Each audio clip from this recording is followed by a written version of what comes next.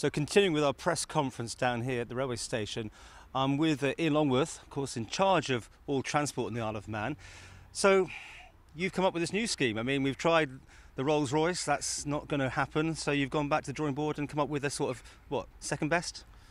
A second best, something that could do the job, but not as well as the first option.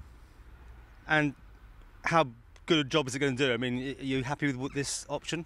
It's capable of doing the job. What we've had to do is to make compromise on specification, which is always a challenging thing to do.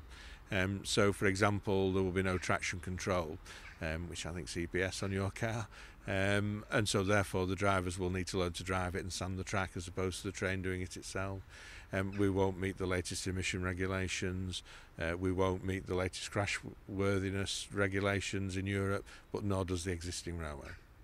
Well, let's go back. I mean, this is for the public consumption, and it's trying to win over the hearts and minds of everybody, really, in these sort of times. Why do you need this in the first place? This is a heritage railway station, railway line, not running diesel trains.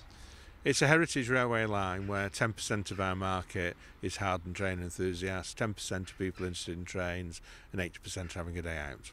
It's an iconic tourist attraction of the island, generating about 11 million a year for the economy on 2.5 million of subsidy, and it underpins about 115 full-time and seasonal jobs. It's a key player in the economy, and we need to produce a reliable railway.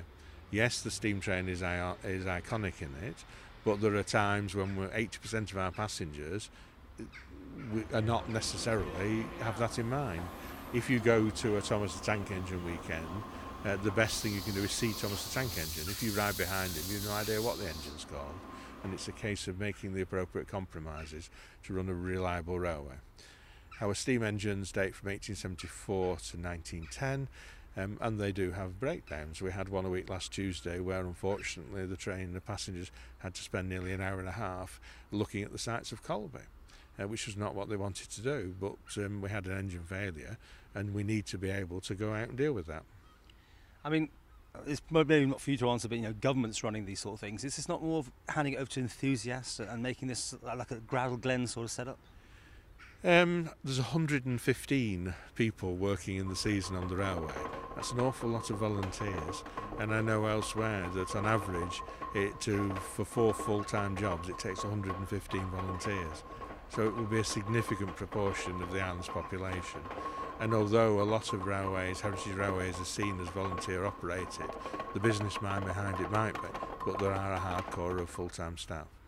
I suppose all the things you look for money-wise, I mean, getting the lines replaced up Snaefell, that seems to have been an easier option to get that one through than, again, back to perception of a locomotive, a diesel one, for your system. Snaefell, we have demonstrated what we can do as we have across public transport.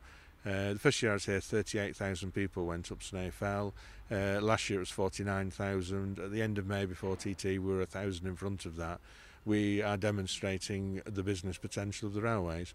The whole department as a whole was over budget by over $500,000 last year in income.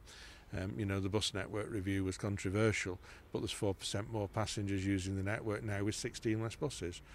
We've put significant effort into having a better commercial performance out of the government department. So with this diesel coming, if it does come, does that actually help reduce your costs elsewhere? Significantly. Where we run the commuter train in the morning, we have 2 people in at 5:30 in the morning making a fire.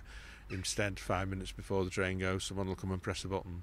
So it reduces the amount of labour, and it'll save us around 38,500 a year.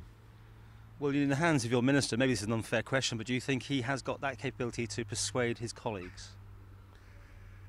I'd like to think so.